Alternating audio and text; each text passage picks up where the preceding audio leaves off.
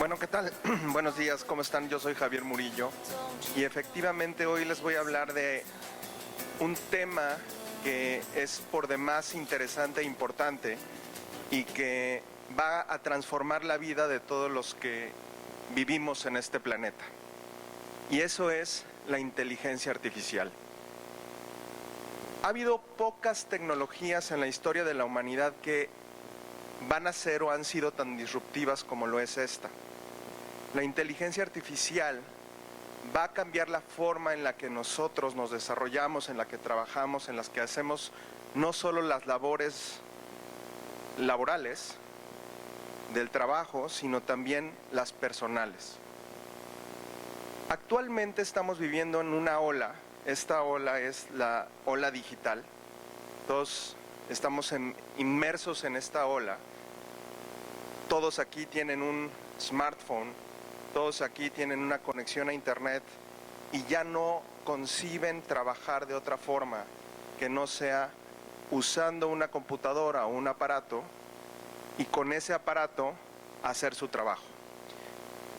Bueno, esa disrupción de la digitalización que empezamos a vivir hace aproximadamente 20 años con la llegada de internet, hoy tiene otra transformación con lo que es la inteligencia artificial. Hace rato me presentaron diciendo que yo participo en el Comité de Ética de las Naciones Unidas para Inteligencia Artificial. Les voy a explicar por qué esto es tan importante antes de entrar a la presentación. Es tan relevante o va a ser tan relevante la inteligencia artificial en el futuro que va a cambiar la forma en la que trabajamos e incluso va a ser algo que por primera vez en la historia una tecnología es capaz de hacer.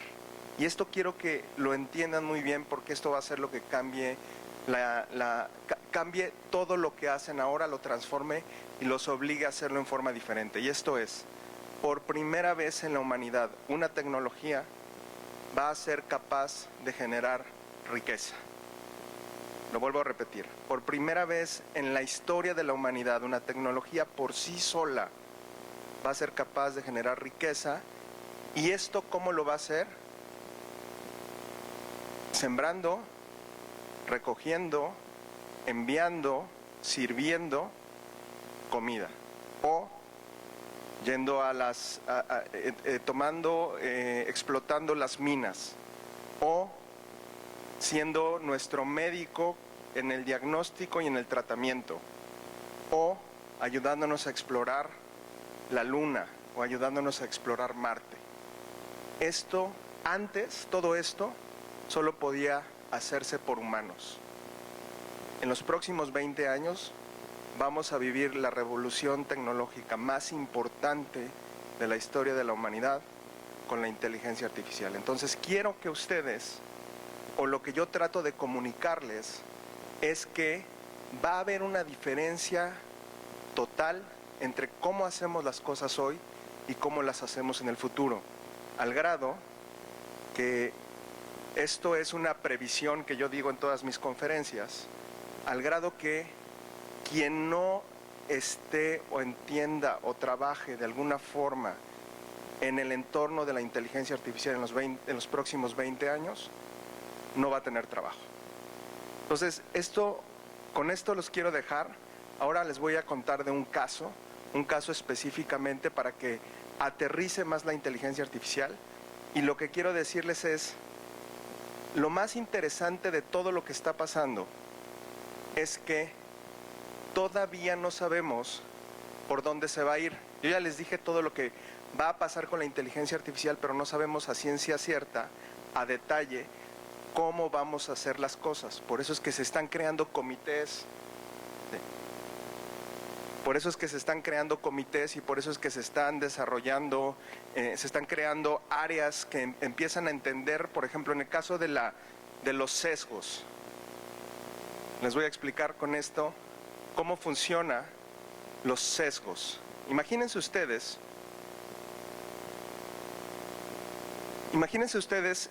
con esta gráfica los voy a poner en el contexto de lo que va a pasar en los próximos años con un ejemplo tan común como es el consumo de energía. Esta es la primera fase del consumo de energía. No sé, todos aquí tienen en su casa medidores de energía y reconocen esta imagen. Esta imagen, a este le llamamos el medidor análogo.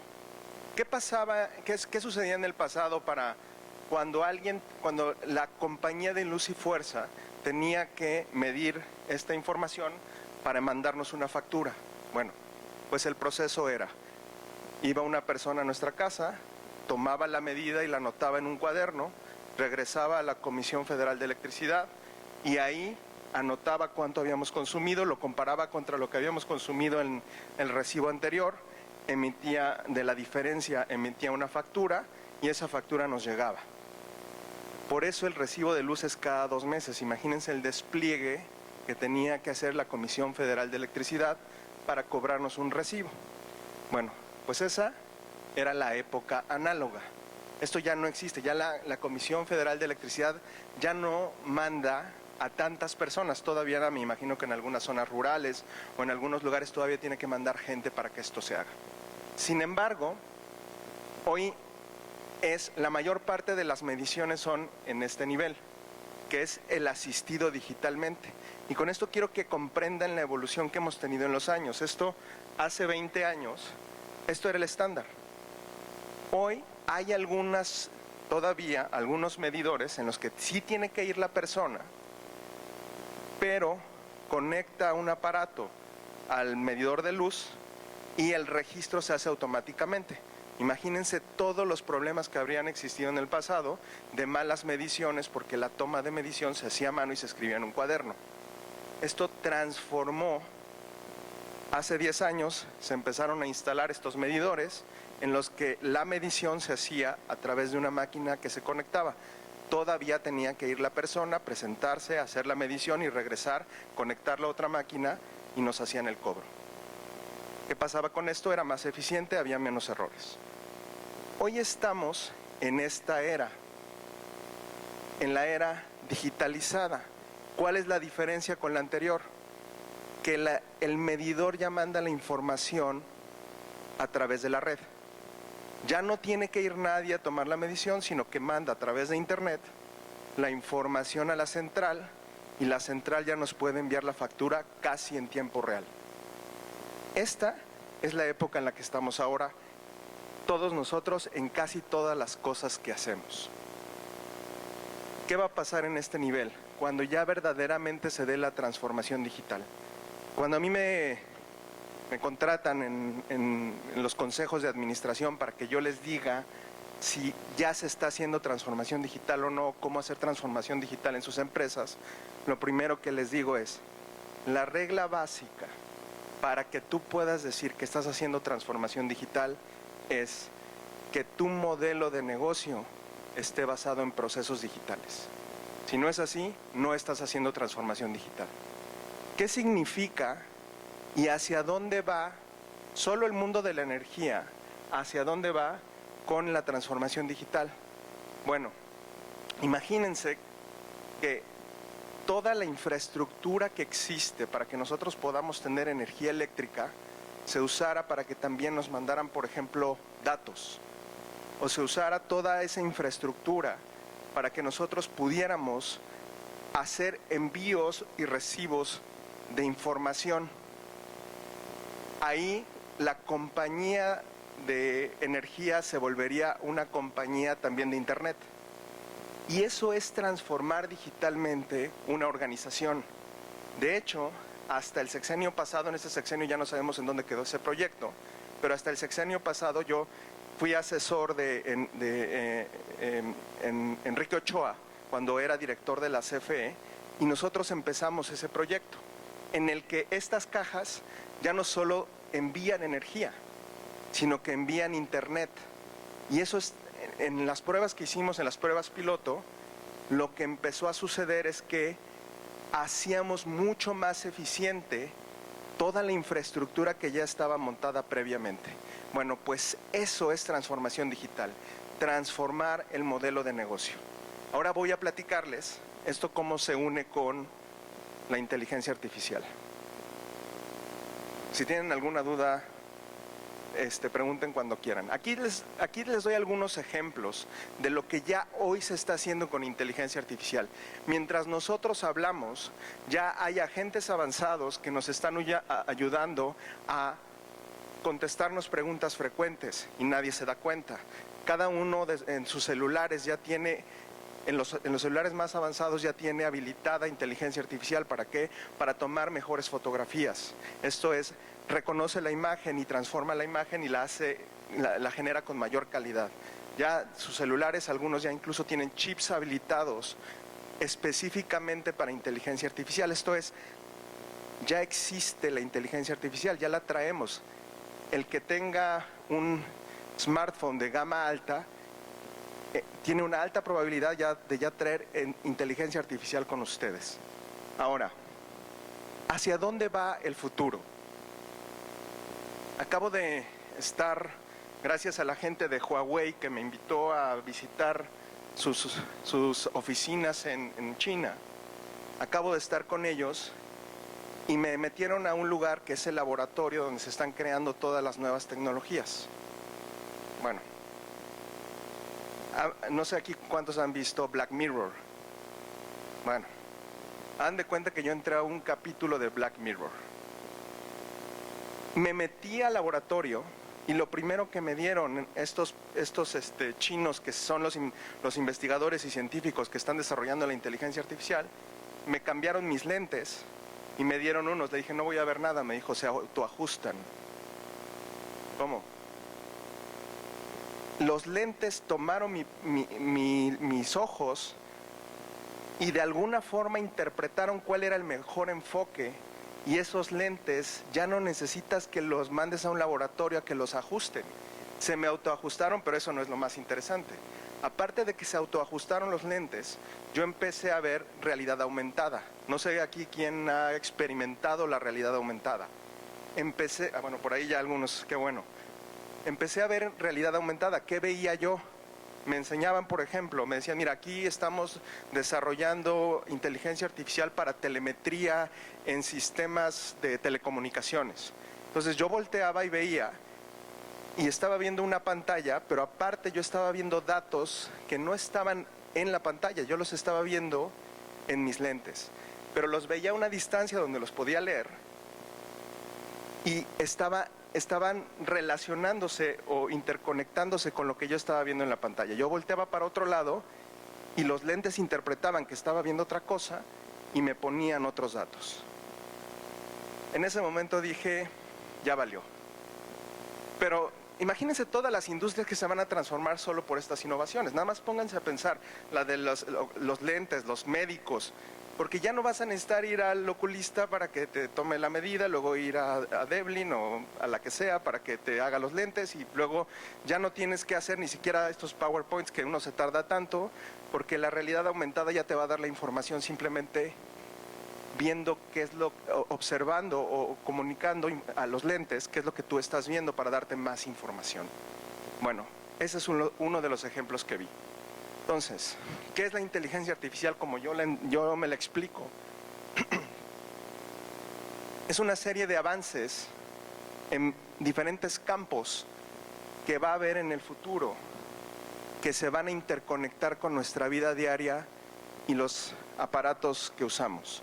Celulares, relojes, lentes, ropa.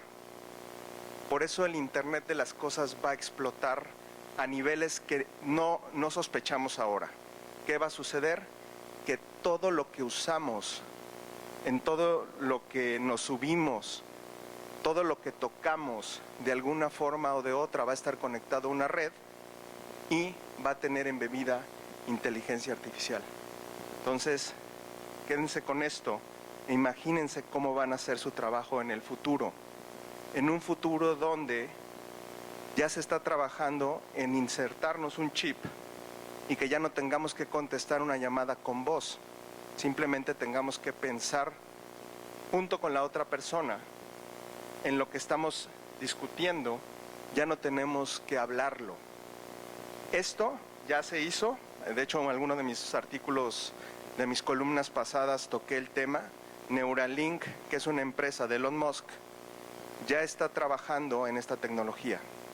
Ya lograron insertarle a una persona un chip y solo tiene que pensar en las cosas para que las cosas sucedan. Así de claro. Entonces, lo que quiero hacer con esta presentación es sensibilizarlos para el futuro que nos viene. Déjenme seguir platicando de esto. Si tienen alguna duda, alguna pregunta de qué específicamente cada una de estas cosas, se las explico, pero está relacionado con lo que les acabo de decir.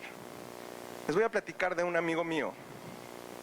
Un día estoy yo investigando para hacer una columna y me encuentro con un personaje. Él es Elia Lombardo. En ese momento no nos conocíamos. Me pongo a investigar sobre él y decía el titular de una nota en italiano: Policía anticipa el robo de un bar. Y yo, bueno, pues fui y leí la nota, la metí a Google Translator, me la tradujo y vi que este personaje, que es Elia Lombardo, había logrado, este señor no es tequi, este señor es un policía que lleva 20 años trabajando en la policía de Prato, una pequeña ciudad de Italia. Prato y Génova son los lugares donde él es policía, pero este señor hizo algo que muy pocas personas han hecho, pero que hizo toda la diferencia y les voy a contar su historia. Este señor, todos los días, en un cuaderno, desde que empezó a ser policía, registraba cada uno de los sucesos en los que él intervenía. Si lo mandaban a un robo de casa, él iba, decía robo de casa, ponía qué se habían robado, en dónde estaba el lugar, cuál había sido el desenlace de ese caso, si los habían agarrado o no, y entonces ponía unas anotaciones durante 20 años. Un día, cuando llega la inteligencia artificial, él se junta con un par de ingenieros y le dice: tengo toda esta data y creo que yo puedo anticipar cuando va a haber un delito. Pues él al principio lo hacía por experiencia, de hecho se vuelve muy famoso por ser un muy buen policía, pero hace algo que hizo toda la diferencia. En el momento que él hizo eso, se volvió científico de datos. Todos saben que una de las nuevas carreras del futuro es ser científico de datos. Bueno, pues ser científico de datos no es más lo que hizo este señor, no es más allá de lo que hizo Elia Lombardo. Lo que agarró, dijo, tomó todos esos casos, los pasó a una computadora, con esa computadora le pusieron algo que se llama Machine Learning, que es la tecnología de inteligencia artificial, puso la información y un día agarraron a unos ladrones. Antes de que sucediera el evento, antes de que esos ladrones robaran, los agarraron infraganti. No sé quién vio aquí Minority Report. Bueno, pues Minority Report ya se queda corto. Este señor logró por sí solo, simplemente guardando datos, creando una base de información creíble, estructurada, pasándola a la tecnología, poniéndole una capa de inteligencia artificial, logró anticipar el delito. Yo escribí este artículo muy emocionado y un día me llega un correo electrónico con un muy mal español de un cuate llamado Elia Lombardo. Me dice: vi que escribiste sobre mí, porque estas notas, todas las notas que habían salido de él estaban relacionadas con el logro, no con cómo lo había hecho. Y en mi columna yo dije: es que lo más interesante no es el logro pues, es impresionante, pero lo más interesante fue el método. Entonces yo escribí en mi columna sobre el método, no sobre el logro, y me dijo: le atinaste al punto que yo quería decir. Elia Lombardo ya vino un par de veces, ya lo presenté aquí en el sexenio pasado, lo presenté con gente de seguridad pública, y gracias a eso ya se empezó a estructurar toda una base de información con el mismo sentido que le dio Elia Lombardo. Lo que les quiero decir es que en el futuro vamos a poder anticipar los crímenes. Y eso va a cambiar la forma en la que todos nos relacionamos. no hay que confiarse, el crimen organizado también va a evolucionar. Incluso el crimen organizado pues va a tener sus propios sistemas para contrarrestar los sistemas de la policía. Sin embargo, van a ser otro tipo de batallas y van a ser otro tipo de historias. Vean lo que esta persona con este software, porque lo que hizo ya el personaje, Elia Lombardo, es que ya sacó su propio software. Ahí están apagadas todas las pantallas para que no revelen información clasificada.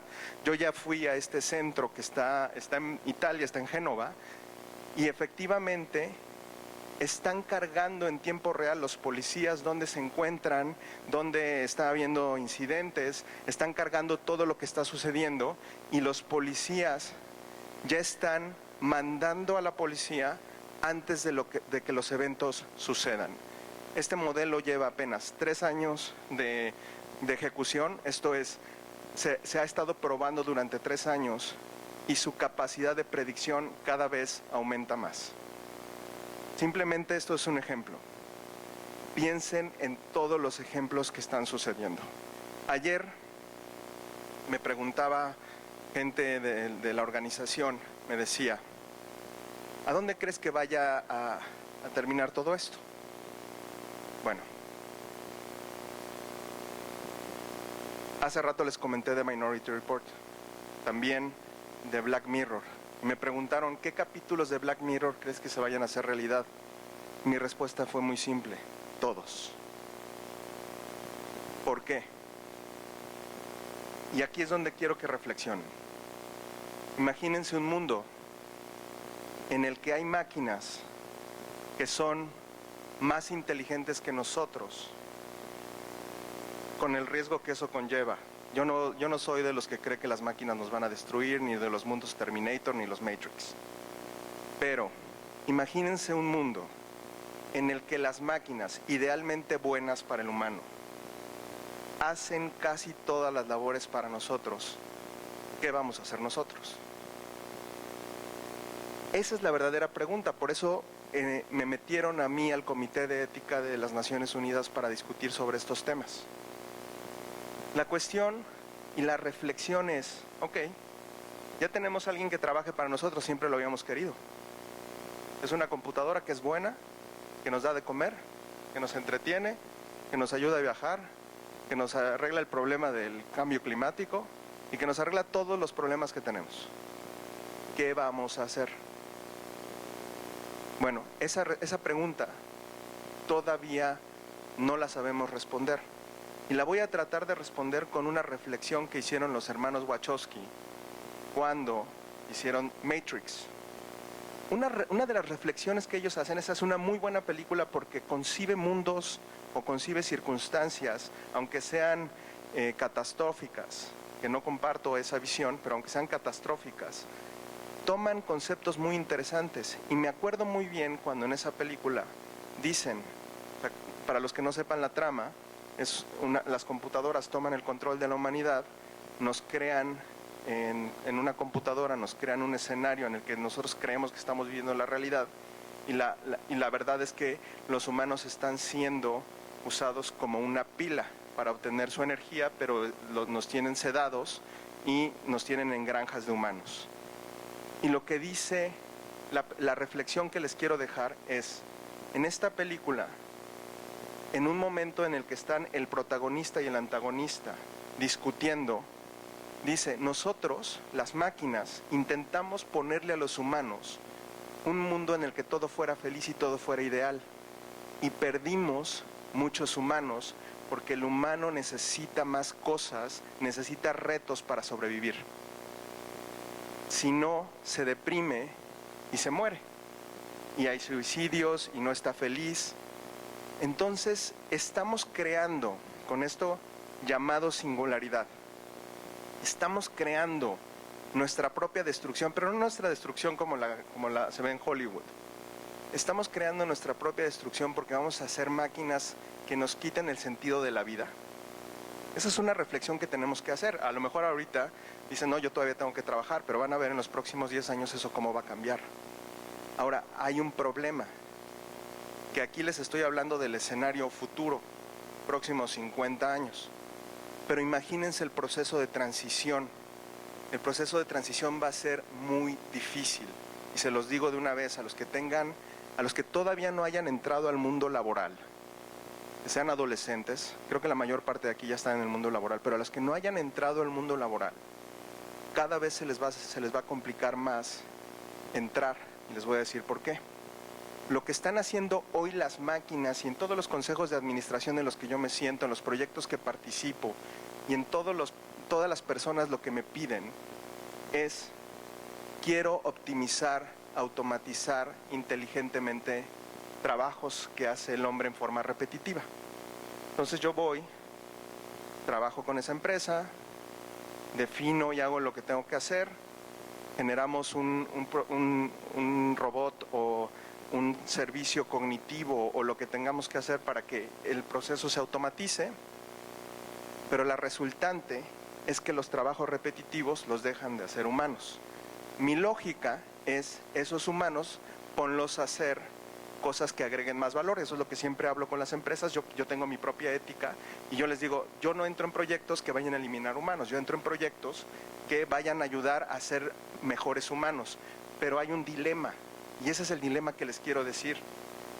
Estas tareas repetitivas son las tareas que hacen los jóvenes que están saliendo de la universidad.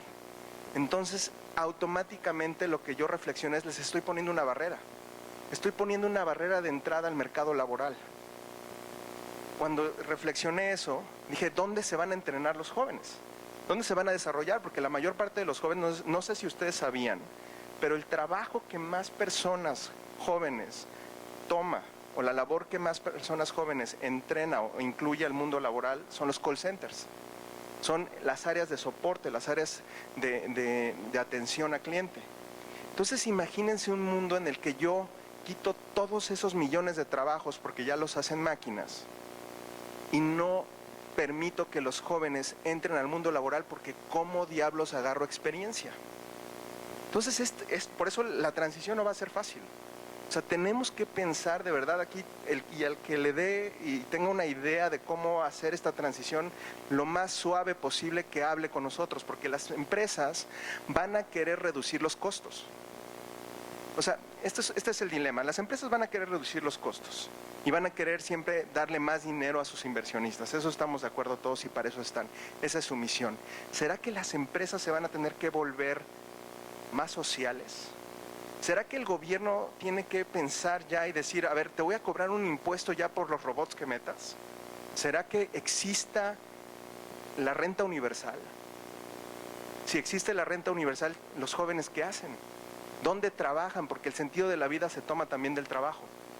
Entonces, todos estos dilemas son los que nos tenemos que sentar, resolver como humanidad y no dejárselo a un grupo de geeks como yo, que estamos tratando de resolverlo. Esto lo tienen que resolver cada uno dentro de sus empresas, para dejárselos y que lo reflexionen. Si no logramos vencer esto, la riqueza se va a seguir concentrando aún más. Y ese es el problema. El problema es que ¿cuánto es mucho dinero? Imagínense una empresa que tiene automatizados el 20%, porque no necesitas automatizar el 100%, con que automatices el 20% de tu plantilla laboral o de tus procesos repetitivos, empiezas a incrementar en forma exponencial tu ingreso. Pero ¿a quién se lo das? ¿Qué vamos a tener unos supertrillonarios en el futuro que van a estar viviendo en el Olimpo o se van a ir a vivir a Marte junto con Elon Musk? ¿Qué es lo que vamos a hacer? ¿Cómo vamos a resolver estos dilemas? Estos son los verdaderos dilemas. El problema de la inteligencia artificial no es un dilema tecnológico, es un dilema ético, es un dilema moral. ¿Cómo vamos a hacer nosotros para transitar y llegar al punto en el que, quién sabe, de alguna manera las máquinas nos darán o nos ayudarán a tener el sentido de la vida, pero cómo vamos a transicionar en este proceso? ¿Qué va a pasar con sus hijos, mis hijos, que todavía no entran en el mercado laboral y que las barreras se están ampliando, que la concentración de riqueza se está dando más? Y yo no soy un socialista, simplemente tenemos que reflexionar esto para cuando todo mundo empiece a tener y a vivir y a implementar y a desarrollar inteligencia artificial, tiene que pensar en esto, porque tenemos que pensar al final del día en la humanidad, que para eso estamos aquí y por eso estamos aquí. Les agradezco mucho su tiempo.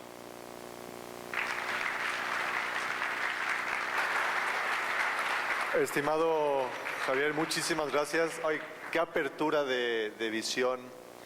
Siempre hace falta en un foro como este tener personas que nos dejen un pequeño mensaje, una semilla. Es evidente que la inteligencia artificial, nosotros tenemos un departamento de inteligencia artificial comercial dentro de Cofose también, y es tan esencial lo que es el manejo de las estadísticas que te permiten en un momento dado llegar a tomar decisiones basado en números que repetitivamente te llevan a un objetivo. En fin, vamos a abrir una sesión de preguntas y respuestas. No sé si tengan alguna pregunta para Javier. Va.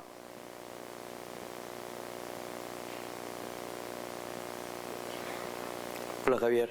Hola. Hace ratito preguntabas, bueno, decías que si alguien tenía la respuesta para ver eso. Por favor, ahorita la tuiteo. Yo creo que es un tema de evolución, ¿no? Sí. Y si las personas empiezan a ver que el mundo laboral debe cambiar mediante información técnica como la que tú puedes compartir, las diferentes carreras se harían adecuadas a las personas. Entonces yo lo vería como que las carreras de antes ya no pueden funcionar.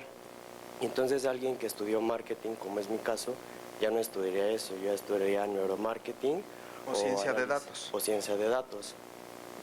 Y entonces yo ya no trabajaría en un call center porque esos ya habrían desaparecido.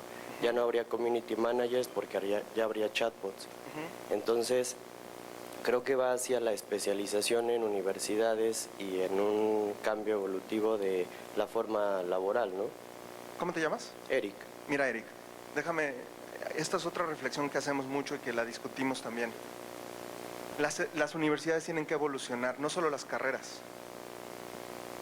Ustedes, ¿cuántos de aquí verdaderamente, sean honestos, ejercen su carrera al 100% y salieron y eran unos machos en su trabajo?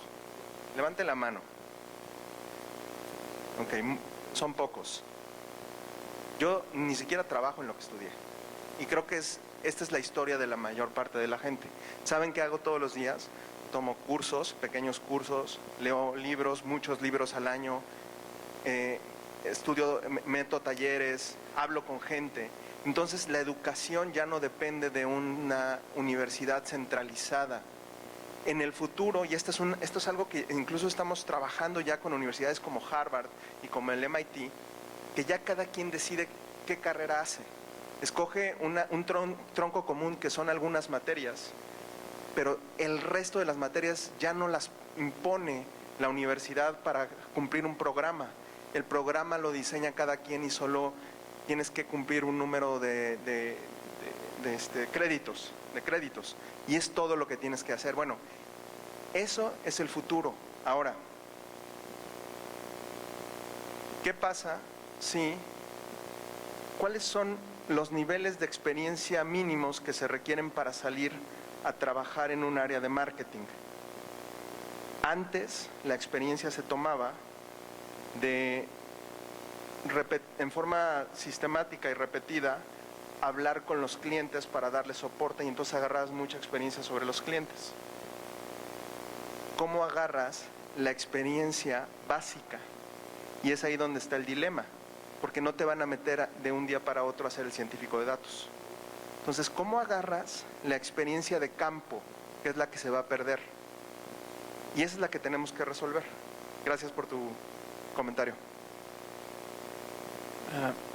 Yo tengo también otra pregunta. Va muy relacionada con la anterior.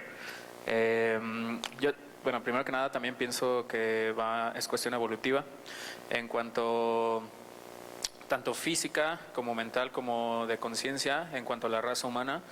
En un futuro muy muy lejano, obviamente física, si podemos hablar de eso, y si podemos hablar de un futuro cercano, todas las carreras o trabajos que se van a quedar obsoletos por las cuestiones de las máquinas, como el ejemplo del call center, debemos evolucionar lógicamente para que estos tipos de empleos ya no los ofrezcan o ya no, o desde un momento, desde ahora ya no estén disponibles, o las carreras para las personas. En un futuro donde las máquinas puedan automatizar muchísimas tareas y dejar a muchos seres humanos fuera, yo pienso que debemos evolucionar o enfocarnos a ciertas carreras, obviamente, o ciertos trabajos donde solamente los seres humanos puedan realizarlos. Ciertas tomas de decisiones, o no sé cómo imaginar cierto criterio. Sí. Lo que no pueden hacer las máquinas todavía, y eso se los digo, Ajá. es resolver problemas complejos. Exacto. Ok, pueden resolver un problema para lo que están configuradas, pero todavía no pueden resolver muchos problemas complejos, que es lo que hacemos nosotros todos los días, porque no hacemos una cosa al día, ojalá. De una cosa cambiamos a otra y luego regresamos a la anterior y luego volvemos a hacer una y luego nos movemos a otra y luego nos habla alguien, luego nos dice un cliente. Esas ya son problemas complejos que solo el humano puede resolver. ¿Sí? Hasta que no se dé la singularidad. La singularidad es ese momento en el tiempo en el que una máquina ya es más inteligente que un humano y es capaz de autogenerarse. Esto es, puede hacer otras máquinas como ella. Ese momento de la singularidad que dicen algunos que se va a dar en los próximos 30 años, que yo creo que va a ser antes, porque vamos a una velocidad muy acelerada. Esa singularidad, no sé qué va a pasar cuando una máquina ya pueda hacer todo lo que hace un humano. Y esa es la pregunta. No sé si ustedes saben que una máquina ya venció a un humano en ajedrez. Esa la sabemos de hace mucho, Deep Blue. En Jeopardy, que fue el mismo, fue Watson. Pero la que me parece más interesante fue una máquina que le ganó a un cuate que juega AlphaGo. No sé si ustedes saben qué juego es ese. Es un juego en el que no es tanto la intelectualidad lo que se mueve, sino lo que se mueve es más la intuición. Y entonces quiere decir que esta máquina le ganó en intuición a un humano. Cuando yo leí eso, me dio miedo. Entonces, hay que ver, mira, para pensar en el hoy y cómo resolver los dilemas de hoy, hay que pensar primero en el largo plazo y luego hacer un plan hacia el presente. Eso es lo que estamos intentando hacer. No sé si tengo más tiempo. Ok, por favor. Hola, ¿qué tal? Sí. Mira, yo trabajo en Cibos México, es una compañía de tecnología precisamente que tiene un call center. Okay. O sea, nuestros desarrollos son orientados hacia eso. Entonces me llamó la atención tu comentario y su comentario respecto a lo que es la labor precisamente de la gente en relación a una preocupación que nosotros tenemos, que es la tecnología y la innovación. Entonces yo encontré el tema de la humanización de la tecnología, ¿sí? Esto tiene que ver, y de hecho es una corriente ya mundial de los países del primer mundo, precisamente de aquellos segmentos de población que no están apegados a la tecnología totalmente. Y hablemos de geografía. La tecnología se desarrolla y la aceptación de la tecnología se desarrolla más en las grandes ciudades que en las poblaciones menores. Y en los países del primer mundo que en los países de tercer mundo. De acuerdo. Entonces, ese tema de la humanización de la tecnología es precisamente que al ritmo que va la tecnología, según yo y lo que he leído, hay segmentos de población que dicen esto es demasiado frío para mí. No sé, ¿tú qué opinas respecto a ese tema de su humanización? Sí, hoy, sí. Hoy nosotros nos podemos dar cuenta cuando nos está atendiendo una máquina. Todos lo hemos sentido. Pero eso es en lo que están trabajando los científicos. En que las máquinas ya también incluso tengan glitches o errores que comete un humano. No todos hablamos perfecto. Aquí o usas muletillas o repites mucho una palabra. Entonces, lo que está trabajando ya los científicos es en humanizar las máquinas. Ahora, me recordaste algo diciendo lo de los países avanzados y los países no desarrollados, porque subdesarrollados se ve muy feo. En Alemania, fíjense, Alemania está siendo un estandarte de la protección humana. sobre todo en el tema de la protección de datos, que es otra cosa que si nos ponemos aquí a hablar de privacidad, pues ya me tienen que dar otra hora. Porque este es todo un tema, la privacidad. ¿Qué se comparte, qué no se comparte? ¿De qué eres dueño? ¿Me puedes usurpar la identidad o no? Alemania me sorprendió porque pues nosotros sabemos lo bélicos que son, parece que ya se volvieron humanistas. Los alemanes están trabajando mucho en retardar la integración o la entrada de la inteligencia artificial. Y eso me parece interesantísimo, porque Alemania sí es un líder mundial. Cuando China está tratando de aceleradamente implementarlo, no importa la privacidad, no importa nada. Por el otro lado tenemos un país como Alemania que está diciendo no, lo primero es el humano, están poniendo al humano antes que la tecnología. ¿Lograrán permear esta idea, esta visión? No sabemos quién va a ganar. Yo creo, y si tuviera ahorita que apostar, yo apostaría por China. Ya aquí también veo que hay otro que está apostando por China. Están en un lugar donde Black Mirror de verdad ya se queda corto. Pero estoy de acuerdo y tenemos que decidir también hacia dónde vamos, incluso como empresa. ¿Cuál es tu perfil? ¿Tomas la visión alemana o tomas la visión china? Como país, como ciudad. Cada uno tiene que tomar esa decisión e empujar a los líderes que nos ayuden en ir en el sentido que creemos que es correcto. Por lo pronto es muy interesante lo que está haciendo Alemania en este sentido. No sé cómo estoy. Hay otra ahí. Gracias. Bueno, mi pregunta es, entiendo que esta evolución y cambio ocurre de manera distinta en distintos países, ¿no? Pero ahorita estamos en un mundo globalizado en donde los cambios se pueden dar de manera simultánea. Sin embargo, sabemos que en México nos encontramos de manera todavía retrasada y rezagada en muchos sentidos, ¿no? ¿En cuánto tiempo tú crees que ocurra este cambio aquí en México? Y por otra parte, tengo entendido que ya hay una ciudad en Canadá que trabaja con base en la inteligencia artificial. ¿Cómo lo han tomado los ciudadanos? ¿Qué problemas y soluciones han encontrado en vivir en su vida diaria con este fenómeno? Ok, comienzo por la de en dónde estamos como México. Yo participo de un estudio que se está haciendo anualmente de la madurez de la inteligencia artificial a nivel mundial. Y en la versión pasada, donde yo dirigí el capítulo México del estudio, fíjense que nosotros interpretamos la madurez como, más allá de cuántas empresas han implementado la tecnología, es qué tanto las personas intelectualmente están haciéndose las preguntas correctas. Porque no importa si están usando o no inteligencia artificial, la cosa es cuántos de nosotros estamos analizando o investigando la información que nos corresponde o qué tan avanzados o evolucionados estamos en esa investigación. Y con tristeza les digo que México era de los países más rezagados del mundo, siendo que en países como Colombia y en países como Argentina, los jóvenes ya están haciendo otras preguntas más elaboradas, más profundas relacionadas con el tema de la inteligencia artificial. En México estamos muy básicos. Todavía la pregunta es ¿qué es inteligencia artificial? Cuando en China o en Singapur ya la gente está preguntando cosas como ¿qué es el deep learning?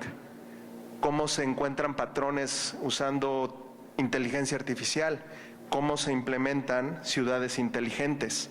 En México todavía estamos haciendo preguntas muy básicas y ese sí es un tema que tenemos que salir a cambiar.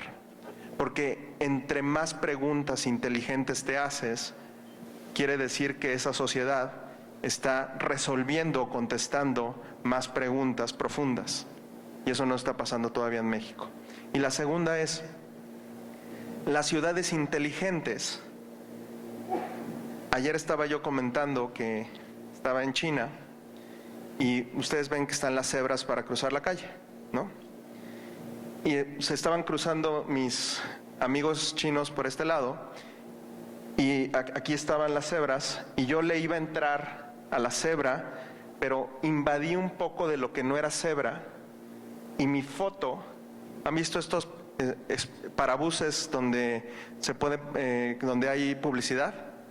Bueno, pues automáticamente mi foto apareció, me vi así de frente haciendo algo mal y sonó una alerta y los chinos me dijeron, muévete para acá, solo porque invadí un poco el cruce de los coches. O sea, ya los están haciendo autómatas. O sea, ya cruzan derecho, no se mueven, no se sale nada de las cebras. Incluso hay ciudades donde ya aparecen los que están cometiendo no delito, los que están haciendo una falta, aparecen en espectaculares. Bueno, ese es el otro lado de la moneda. Ahora, ¿qué es interesante de las ciudades inteligentes? La conectividad. Maldito Internet. Tenemos que ya tendríamos que estar haciendo inversiones en 5G. El día que tengamos 5G, lo que hacemos todos los días va a cambiar. Hacer inversiones, obviamente, en identificación de delitos del foro común, robos y todo eso sí cambiaría nuestra historia. Hacer inversiones en la correcta utilización de los recursos. Hay desperdicios por todos lados, agua, energía. Las Smart Cities no solo están hechas para cuidarnos a nosotros y observar si lo hacemos bien o mal, también están diseñadas para optimizar el consumo de recursos. ¿Saben que si nosotros optimizáramos el agua que se consume en México, tendríamos agua para otra generación más? Cuando el riesgo hoy es que nos la estamos acabando, pero no porque la usemos en forma excesiva, sino porque desperdiciamos en forma excesiva. Entonces esas cosas, yo sí apuesto por ellas. O sea, no sé si lo de China me pareció bien porque me exhibieron en ese instante, pero sí usar en forma óptima los recursos, lo que vieron en el ejemplo que les presenté al principio. La última, por favor. Más que pregunta, es una respuesta a una pregunta que tú hiciste. Sí. ¿Qué va a pasar en el futuro? Okay. Tú eres una persona con una mentalidad abierta y sobre todo con una ética grande. Mi recomendación sería que leas marielalero.com. Ha escrito 13,200 páginas. Ella es argentina, sí, y creo que allí encontrarás las respuestas. Gracias.